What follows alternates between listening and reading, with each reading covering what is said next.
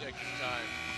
Stu Morrill, Utah State, has won a lot of games against teams. Maybe not quite as consecutively, but he's had a great career, as we pointed out, at Utah State. Collette easily wins the tip. And there is Jalen Moore. He'll be easy to spot. Arguably best hair in America. He's certainly in line for the all-hair team. San Jose State man-to-man. We'll see probably a lot of zone from San Jose State. They've been playing a lot. The three from Perry, no good. Shoots 35% from beyond the arc. San Jose State can play it one of two ways against the man-to-man employed by the Aggies. They can either get it down the floor quickly and try to get shots up fast, or they can grind it out and try to shrink the game with a lot of false motion, which is what we're seeing right now. What would you do if you were coaching, given these circumstances? At this point in the season, I wouldn't go with a false motion. I'd just try to get it up. You got to try to make it fun for the players a little bit. And hope that just at some point in time, you have such a hot hand that you win the game. And that can happen because this team, although inconsistent, for example, Gaynor had 4 points at Wyoming last week. The game before, he had 25 points against Nevada. He is capable of exploding. Muhammad picks up the foul. Coach, when a team has struggled, and you and I talked a little bit about your final season at St. Mary's, how hard is it to keep the guys' energy and keep them positive when you're not seeing the results on the floor? I think your question is a good one. I always said to people, as tough as it might be on the coaches, it's tougher on the players. Because I'd been in the NCAA tournament. These guys might be seniors, and that's going to be the end. You've got to find things to do in practice to make it enjoyable. For example, last week when I had them in Wyoming on TV, on their shoot-around, their walkthrough on game day, Dave Wojcik made it optional. You can come and shoot if you want or not. Because he's got some guys, hey, only 8 players. These guys get worn down a lot. There are no subs in practice. Collette misses the jumper. Rebound, Muhammad. I think Collette, you talked about Collette's mid-season jumper. He has been a very inconsistent player. Has had some very good games and some games not so good. They need to get him off the snide early. And what I say is feed and water the big guys. Perkins handling the point for the Aggies. Perry gets the screen. And not a good pass. And the Spartans come away with it. Gaynor looks to push. Now, you don't see the Aggies turn it over very often, just slightly over 10 turnovers a game. One of the best teams in America at value in the basketball. So what you just saw is unusual. 16th best in America and fewest turnovers per game for Utah State. The jumper on the way is good for Gaynor. And Gaynor's not afraid to shoot it. He launched 27 times in their game against Washington State. My right shoulder hurts right now. But it's a good omen that he knocked one down early. Like we said, he has the ability to put points on the board. Aggies looking for points, and Chris Smith delivers with the triple, his 46th made three of the season. Well, both Smith and Perkins in the backcourt, the two junior college transfers, are very good players. And you add Perry in there, the freshman, they have a very good young perimeter. And we have a final. TCU defeats Kansas State 69-55. It's a big win for Trent Johnson at TCU, the Horned Frogs. They've been kind of at the bottom of the Big 12 after moving into that conference, and to beat Kansas State, even though it was home, Bruce Weber has a good team with Marcus Foster. Perry knocks down the field goal, and the Aggies have their first lead, 5-4. Perry knocks down the field goal, but one of the things that Stu Morrill told me that he really likes about Perry, he's unusual in that he's a freshman, a true freshman that likes to play defense. Perkins with the rebound, brings into the front court. Jalen Moore the drive, and he is hit, and he will go to the free throw line. We've talked in the open about Moore's ability to shoot the ball from beyond the arc. He's over 50% from the field in general, okay? And from beyond the arc on the season, he's 42, 73 at the line. This guy's a good all-around basketball player, does it all. That foul coach on Bosworth, that's his second, and they have so little depth in the front court, he will have to come out of the game. Well, Singer comes in, the freshman from Massachusetts Academy, who's originally from Colorado. in their number 24. Normally, he's what I call a middle reliever. And he's just in to eat up some minutes, eat up some innings like a middle reliever does. But in this game, with 2 fouls already on Baltimore, he's going to have to play a lot. And we see 1-3-1 zone employed by Stu Morrill. The 3 on the way, too strong. Smith the rebound. Jalen Moore steps into the 3, too strong. Collette had a hand on it.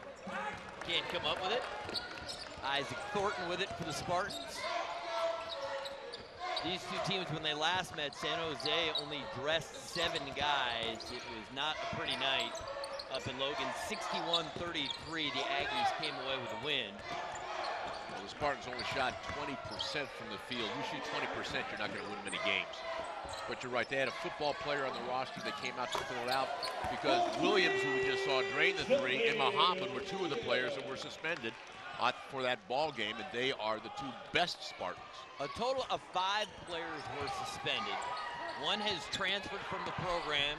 The other 2 are dismissed because Chris Smith gets the field goal. And the other 2, Muhammad and Williams, sat out 3 games, and now they're back in the good graces of their head coach.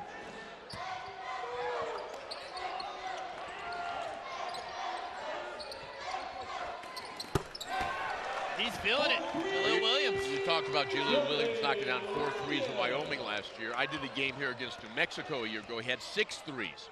So even though he's not a great three-point percentage shooter, Williams at 31% can knock him down. And if he gets hot, hey, that keeps the Spartans in the game. Perry finds Moore. And he travels with it, and we have a timeout on the Mountain West Basketball and Root Sports is brought to you by Sierra Trading Post.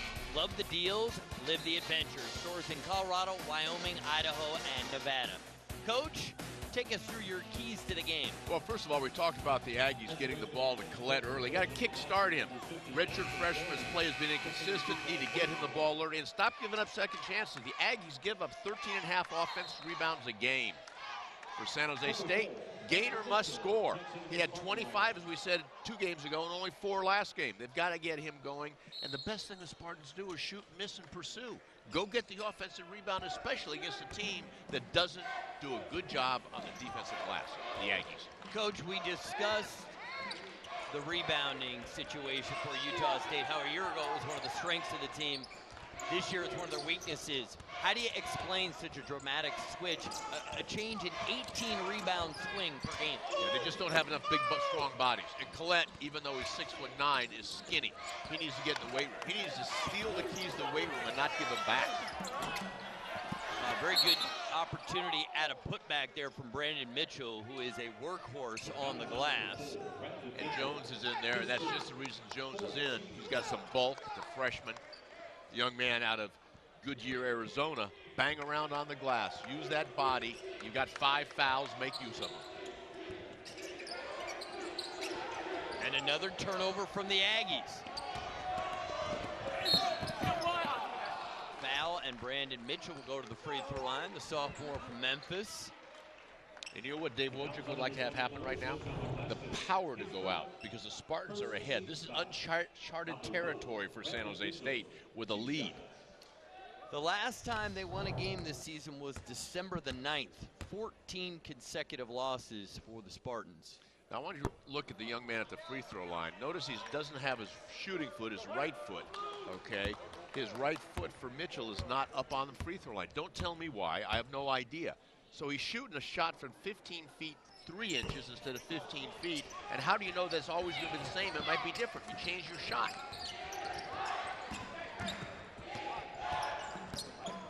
Perkins, another turnover is very rare in the alley-oop and the finish. And a well-run fast break by Thornton. That's one of the things in my day and age as a player, we didn't lob over the top of the defense to the high flyer going to the cup. These young players who are running the 2-on-1 break have learned how to do that, and Thornton made a very nice pass. And 4 turnovers already. And Jones is fouled and will go to the free throw line, but Williams gotten off to a terrific start. He was the benefactor on the fast break alley-oop. He now has 8 points to lead all scorers. And nice pass by Thornton running the break, but let's make sure we remember that started on another Aggie turnover. 4 turnovers for Utah State, 0 for San Jose. Well, this is a Utah State team that when they have fewer turnovers than their opponent, have won 12 and lost 2. So value in the basketball is a staple for the Aggies and something they need to do to win.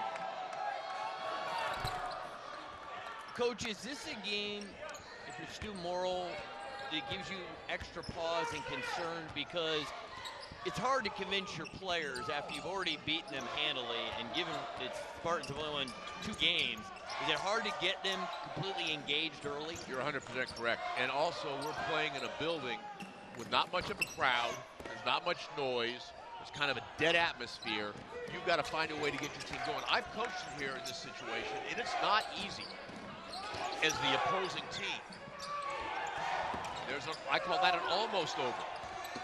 Almost another turnover. Good bounce pass. And Jones made that more difficult than he needed to. The big fella could have stayed on the front side of the rim. Nice ball fake and a trip to the free throw line coming up from Muhammad. And I want to go back to what you asked about. If you're the Aggies, it's a little harder to play in this game. And the other thing, we all know, if you let an underdog hang around, and then you start questioning yourself, and the other team starts to gain some confidence. Now, we're not to that point yet. We're only 8 minutes into this game. But it certainly hasn't been the best 8 minutes that Utah State has played all year. Utah State coming off of wins at New Mexico and home against Nevada. But you know what happened? The win over Nevada was 8 days ago. They've had some time off, and they were getting on a roll and playing well, and sometimes you forget how to play well when you don't play. Well, players do love their routines. Muhammad knocks down that free throw. San Jose 1 for 4 from the charity stripe thus far.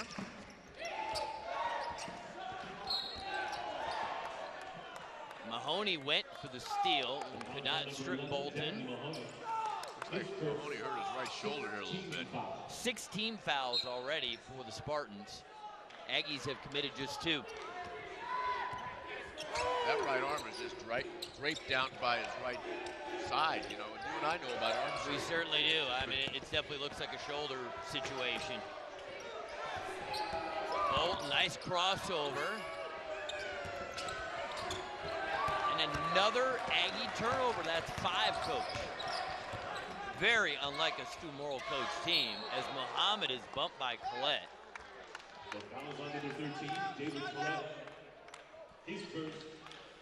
I call him the big grizzly bear, and he is stalking that sideline, and he is not happy about those turnovers. He will not hibernate tonight if they keep throwing that ball away.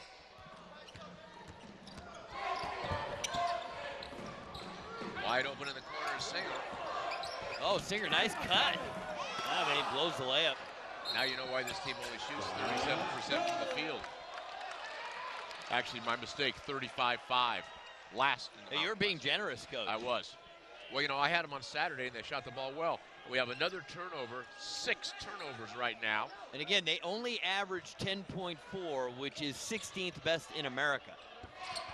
And they're on their way now. If they kept this pace, they'd having almost 30 for the game.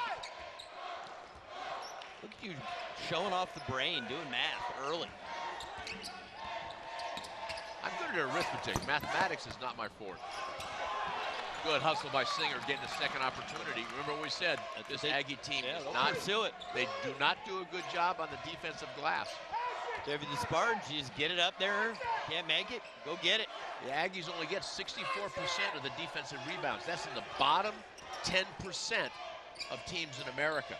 And again, like we said earlier, staple year in and year out has been great rebounding for the Aggies, but this has been a strange year. Uh-oh. Spartans, that is a careless turnover. And we will take a break. Coach Wojcik's got to be pleased. His guys are playing hard. And so far, the Spartans in front. They lead the Aggies 13-10.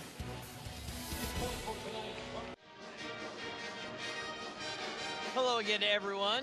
Wednesday night Mountain West hoops in San Jose. And Coach, Utah State coming in as a heavy favorite. Stu Morrill's team not taking good care of the basketball.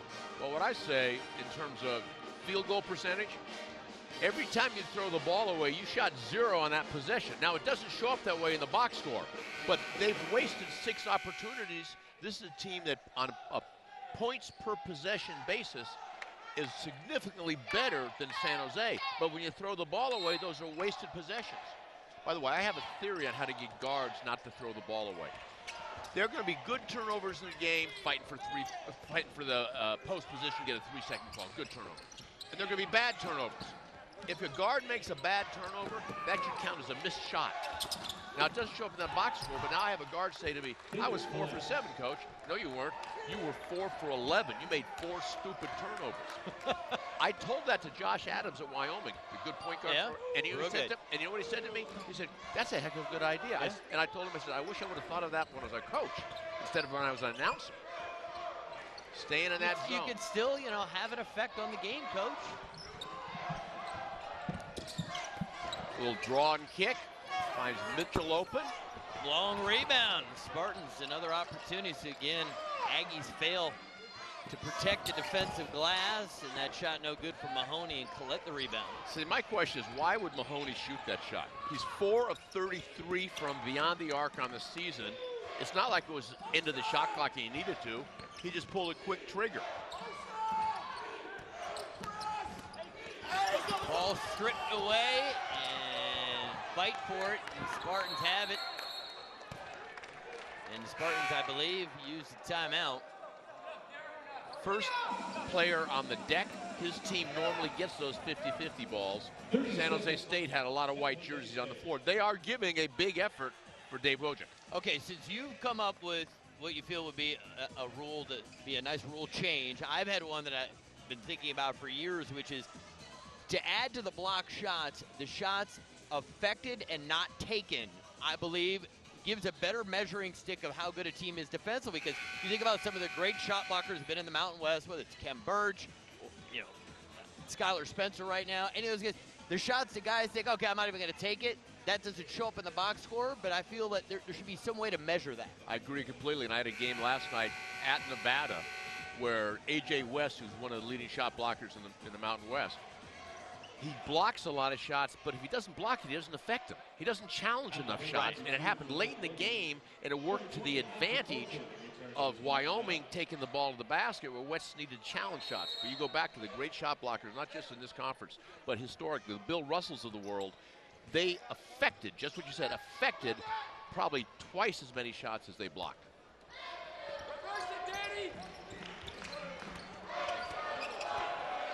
So we played more than half of the first half, and the Spartans are in front. So part of the reason Sean Harris is in there right now, the young man with the fade. The red fade. The red fade. He is an energy guy. He's a 6th-year senior, got a 6-year of eligibility due to multiple knee injuries, and he plays with energy. And therefore, right there? Exactly. And because of his energy, they got a shot clock violation. He is in there to give energy. And one of the things that Stu Morrill said to me before you and I had their game at Fresno State, his work habits are an example to our young player. That's part of the reason, even though he doesn't play many minutes, his work habits are an example, and you need seniors like that to be good. And you need guys who are content with their role, who come to practice and work hard every day and accept what they're going to do for the team. And he plays just under 12 minutes a game off the bench. And a foul committed by the Spartans, their 4th team foul. Oh, check that. I was looking at the Aggies. That's team foul number 7 on the Spartans, so the 1-1 coming up. So Chris Smith to the free throw line. Smith, a 76% free throw shooter, averages a little under 12 points per game. And much like Sean Harris, Smith is from Yuba Junior College. Yuba Junior College has been kind of a feeder system to the Aggies. Spencer Butterfield, that played for them a year ago, was a good player out of Yuba Junior College. Doug Cornelius, an exceptional coach up at Yuba. He's got a great freshman player right now.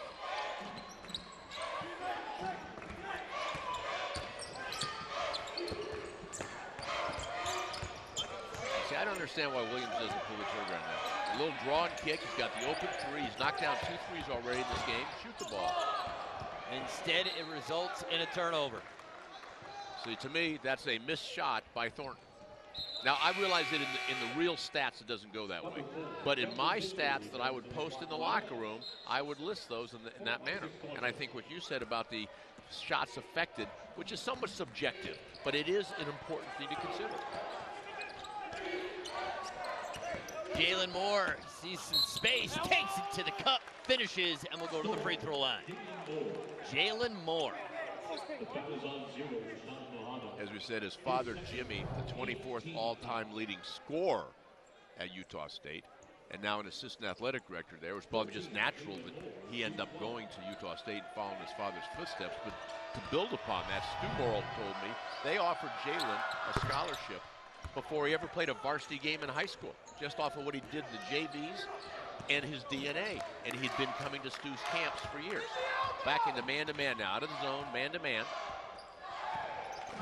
Moore's got 5 points in the game. The three on the way, not close for Muhammad. Now, what I'd like to see in the man-to-man right now with Mahoney, who's a walk-on, handling the ball at the point, get out and pressure number 11 if you're wearing a blue jersey.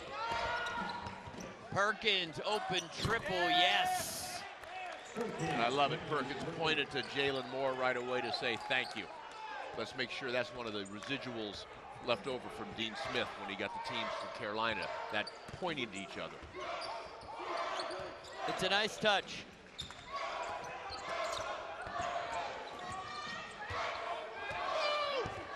Muhammad's got to look to take Moore off the bounce. Now here's the guy we got to pressure, number 11. Muhammad got himself in some trouble. Ball out of bounds. Off of. Momentum has shifted. Utah State on a 8-0 run. 3 players already with 2 fouls. As you take a look at Danny Mahoney. And the key thing there is the high school. You're a Northern California guy, and that high school has produced some pretty special talent. Yeah, Sarah High School, which is in San Mateo. Tom Brady in the class of 95. Barry Bonds, who, by the way, when I was the assistant at San Jose State, I saw Barry Bonds play basketball. He was an excellent basketball player, too.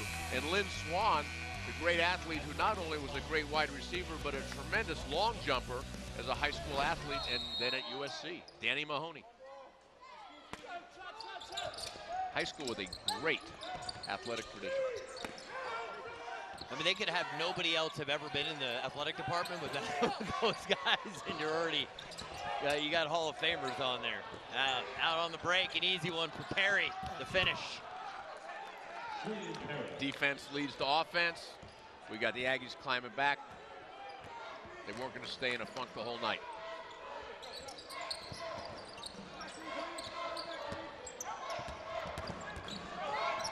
Travel, got away with the travel there.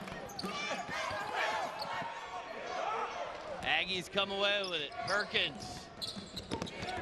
One of the things that happens to Spartans now, their players have to play so many minutes. I saw right then, defensive transition was slow. How about that, the 8th turnover? 8 turnovers for the Aggies. They only average 10 per game. Wow, that's a nice screen there. By Singer. Well done. Well done. Yeah, really did screen It's the a man. little thing right there, but that was nice. It looked like the tight end blocking down on the defensive tackle so the guy could run off tackle. Where's Marshawn Lynch? I like it. Where's Marshawn Lynch when you need him? Oh! Jalen Moore hits the 3. Darrell Bevel forgot him. Yeah, take a shot at my Wisconsin guy, Darrell Bevel. Oh, yeah, that's true. I mean, he took us to the Rose Bowl. I wouldn't live in California if it wasn't because of him. You know, Darrell Bevel was the quarterback at Wisconsin when I was the basketball assistant at Wisconsin. That first was class the year. young man. Yeah, first class. But he forgot Marshawn Lynch. Marshawn Lynch on the season was 1 for 5 from the 1-yard line. Keep it in perspective. I'm still running Marshawn Lynch and taking a timeout if he doesn't get there. Russell Wilson should have taken a knee, and they had gotten to the 2, and then you run. We got a little fisticuffs here. We got a tee up on somebody.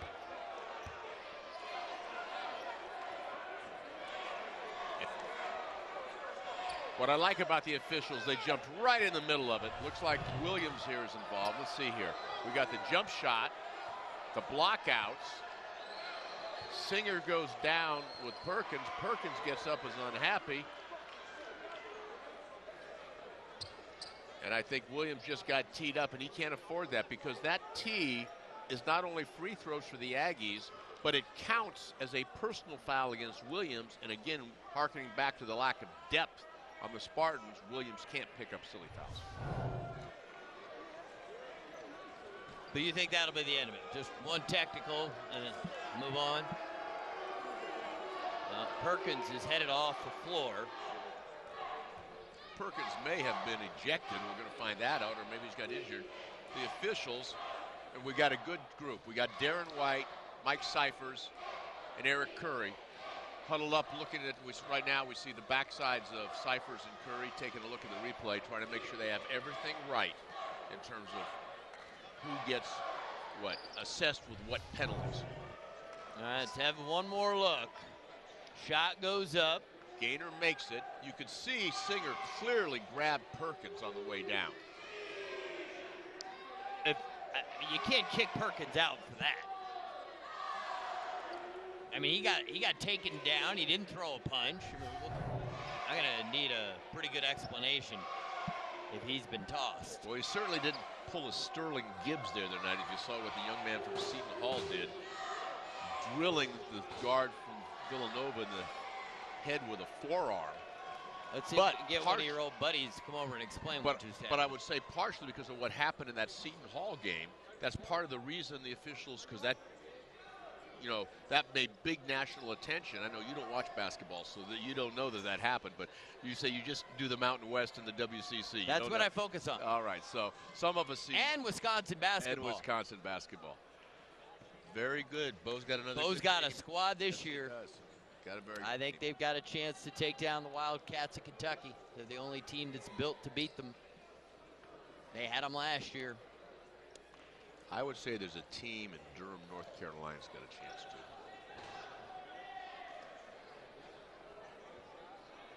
So what we're going to take a look at, you're watching the officials. This is what they can look at on the monitor. Anytime they can see whether there's a flagrant 1 or 2, which is they're looking there, or who fouled, or who should shoot the foul, or an erroneous clock error. They can do it anytime. At the media timeouts, they can look to see was it a 2 or a 3. So sometimes, if there's a question whether it's a 2 or 3, they don't stop play. You'll see the official run by and point to the score table saying, I want to see that at the next media timeout. Under 2 minutes, they could look at all those things, plus who the ball went out of bounds off of. All right, so we take another look, and you can clearly see Singer grab Perkins' arm and drag him down. Now, how does Perkins respond? He shoves him in the back, but that's all. I'm with you. I mean, that was barely a shove. So he went to the locker room immediately with the trainer. Maybe he got hurt. That would be a better explanation. Yeah, then we get another angle. He did hit him in the face. He did, you know, it was inadvertent, but he did clip him in the face, getting up. I'm very curious how this ruling is going to be decided. You could just be the judge and jury for us. I'm curious about how come they can't make their mind up faster. This is something I have a pet peeve about in college basketball. They've got to figure this out faster. We've been sitting here for 3 minutes already. I had another birthday before they decided what to do here. I like Eric Curry. Number one, he got right in the middle of it. Now, Eric, one of the things I like about Eric, he's got gray hair like me. All right, so, but that means he's not the youngest guy in the crew. But he hopped right in the middle right away, make sure nobody was going to get a punch thrown, calm things down. And they did show that, I believe that Williams got teed up as well in the aftermath. We'll get this whole thing sorted out.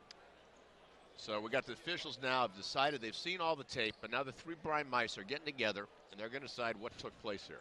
Now, I say that having fun. I mean, a minute ago, you said what a great crew we had. Hey, make up your mind. Well, all of these guys refereed games that I coached in, so I've known them a while, and I would venture to guess that all of them had an occasion to give me a tee. I believe that. You know, most coaches, you know, they push the officials pretty good. So the Aggie lead 23-18, and we've just been waiting.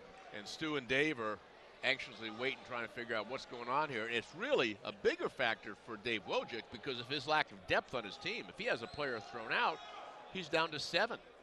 he could end up in a situation late in the game, as a team happened the other day where they had to play with 4 on the court. I think it was it was Southern Miss ended up with 4 guys on the court. Southern Miss has some of the same issues. They have some academic problems. They have some suspensions. They were down to 6 players to start the game and finished in that not effective 2-2 zone. You don't hear about that zone very often. It's All not right, a here good comes zone the explanation. First one is a flagrant 2. On which player? On number 2 on the blue. He hit him in the face, Hits him in the face, goes after him in the face. Okay, so Perkins is thrown out of the game for a flagrant 2 because he made contact with Singer's face. Dead ball contact technical. So shoot him in order, and Utah State gets the ball. You got it. Thanks. We got free throws coming up on both ends, and then it'll be Utah State basketball. But Darius Perkins, the starting point guard, is done for the night, and he is a guy who plays a lot of minutes for this team. He's very consistent. He's excellent assist-to-turnover ratio, and suddenly his night is over. And that's a little unfortunate because he did connect with his face getting up. Ari, I'm with you. He did connect with the face. I think it was inadvertent. At the flagrant 1, that's what that is. But I do believe the officials are maybe overly sensitive to what happened the other night at Villanova's home court when Sterling Gibbs took the forearm. The same forearm that Perkins hit Singer with, all right, certainly much more aggressive by Sterling Gibbs of Seton Hall.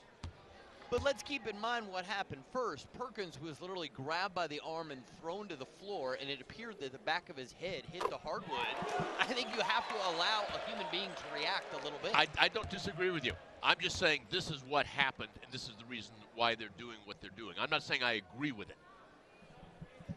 So Muhammad connects from the free throw line, making a 3-point game, and now Jalen Moore on the other end will shoot free throws. He's a 73% free throw shooter. And Jalen Moore is shooting the free throws because of the technical call on Jaleel Williams, who came in from behind and shoved the man in the back. Now, the difference is Perkins hit him above the shoulder in the face.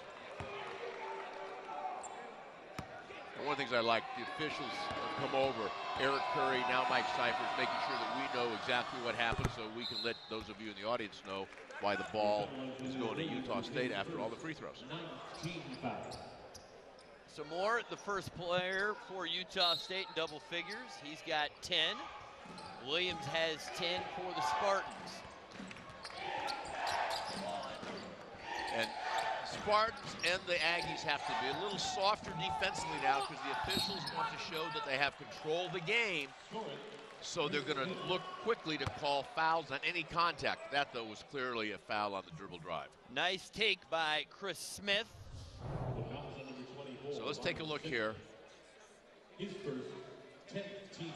I mean, Singer took a much more severe blow that time than he took from Perkins.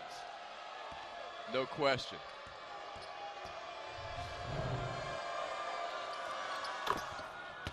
Beautiful rotation on that basketball when Chris Smith shoots a free throw. It's a beautiful rainbow.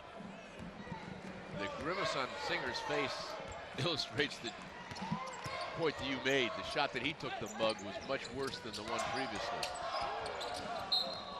Bolton got a hand on it, and Bolton's going to play a lot more minutes as well as Perry, with Darius Perkins being kicked out for a flagrant 2 foul. Perkins, a young man out of Florida, averaged 13 points and 8 assists in high school, so he's demonstrated that he's a good point guard, moves the ball. Williams way off on that 3. He started out hot, knocked down a couple of early threes. Danger time here for the Spartans. Collette, very nice pass, sets up the easy 2, and it's now a 10-point game.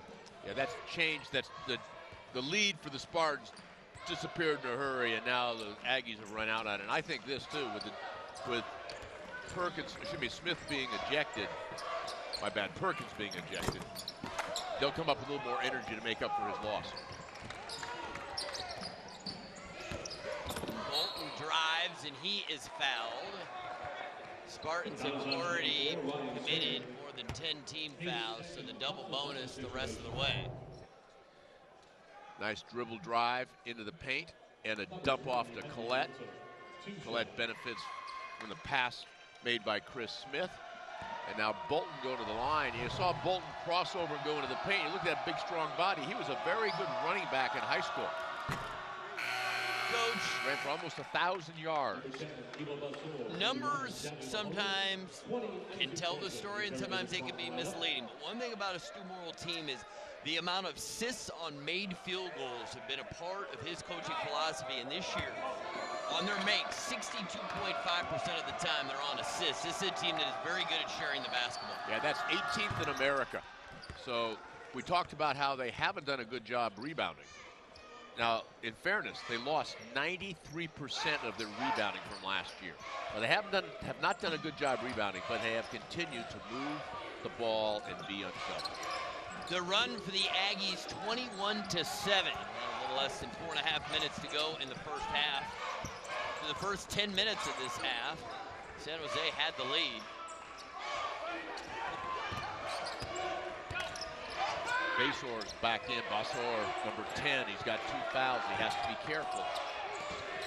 He's got the basketball, and Collette didn't need to jump. You know, Colette's got so much length. If he just keep his feet on the floor, put his arms straight up. Straight up. You're 100% correct. That's 5 team fouls now on the Aggies. Nice. Basor to the free throw line, where it's been a struggle this season, 12 for 25. Young junior college transfer from Monterey Peninsula Junior College.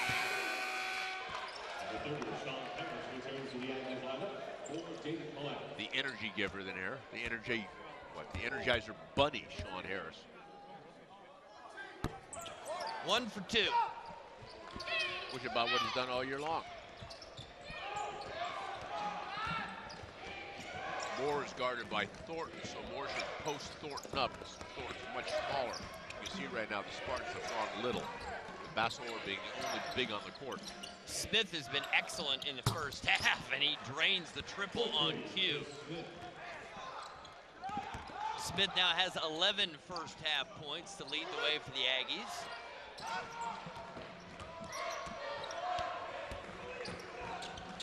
See so many young players getting college basketball, and they've got funny looking jumpers, side spin on it. Ball came right to us. Utah State leads by 13, 3:23 to go in the first half. Baseball season is almost here. Tune into Rockies Real Time for an in-depth behind-the-scenes look at the winter meetings with Jenny Kavnar and Ryan Schoolboards. Follow manager Walt Weiss and new Rockies GM Jeff Bridich as they build the 2015 Rockies roster. That is tomorrow at 8, only on Root Sports.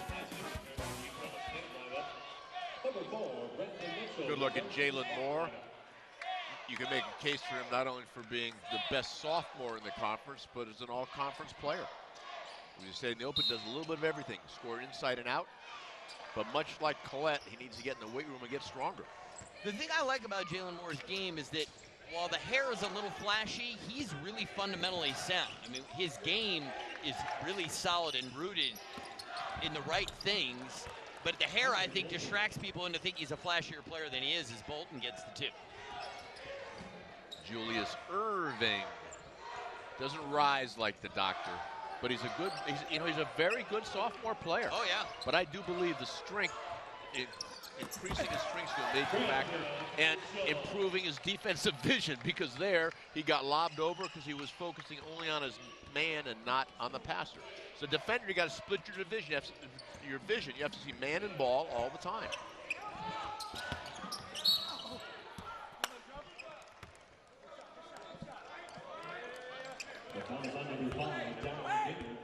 Gaynor picks up the personal foul. You know, all the sports these days all want to have award shows. Like the NFL, it's the 3rd year, it's the NFL honors. Everybody gets all dressed up. It's like the Academy Awards.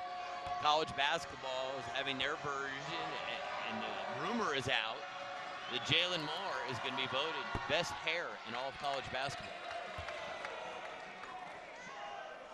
No reaction from you. I like his hair. When I was in college, that hairstyle was vogue. Yeah. Right?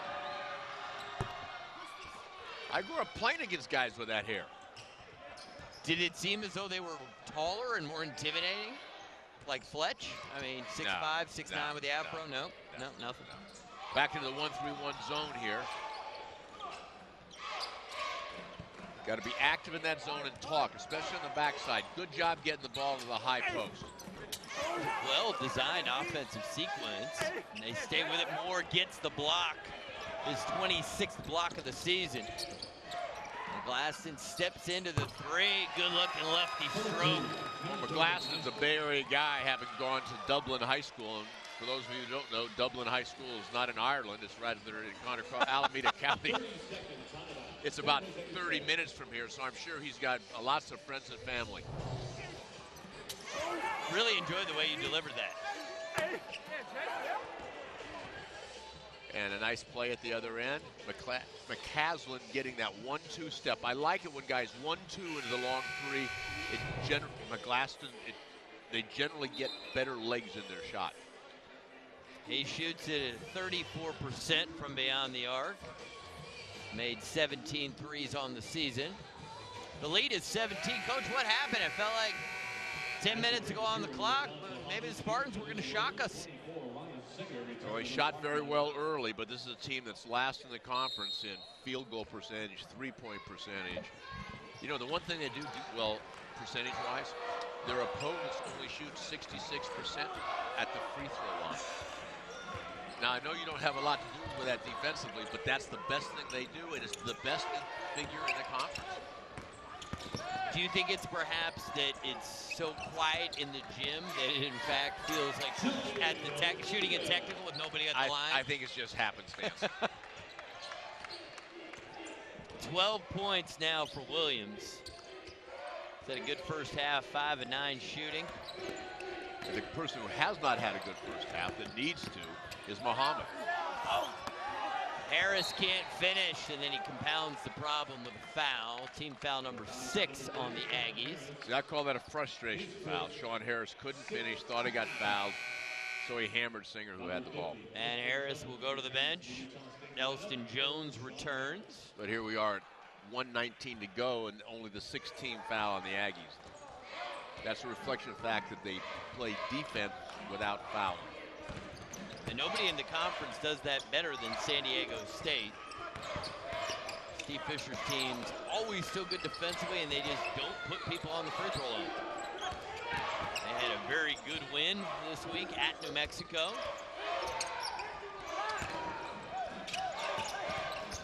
Nice backdoor cut, and Williams gets another 2.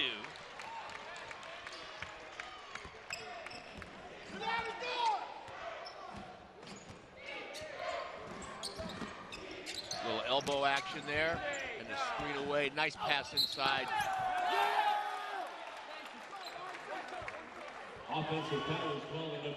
And there we had Thornton giving his body up, and now we have Mahoney on the dribble drive and finds the backdoor cut. And the layup there by number 2, Jaleel Williams. And like you said, Ari, he's having a good first half. He leads all scorers with 14 points. Now, right now, with the Spartans with 27 points, it looks like they'll probably get less than 60. And on the season, Stu Morrow's team is very good. 9-0 when they hold the opponent under 60. How about this record? In his career, 201-16 when he holds the opponent under 60. Long rebound, another chance here for the Spartans. The ball mishandled. Smith got it off. Oh! Off the back iron. Well, the Spartans made it interesting. The first 10 minutes, they were in front. The Aggies at the break lead 40-27. That's the end of the first half here at the Event Center in San Jose. After the break, we get you to our Root Sports studios where Jenny Kavnar is standing by. You're watching Mountain West Basketball on Root Sports.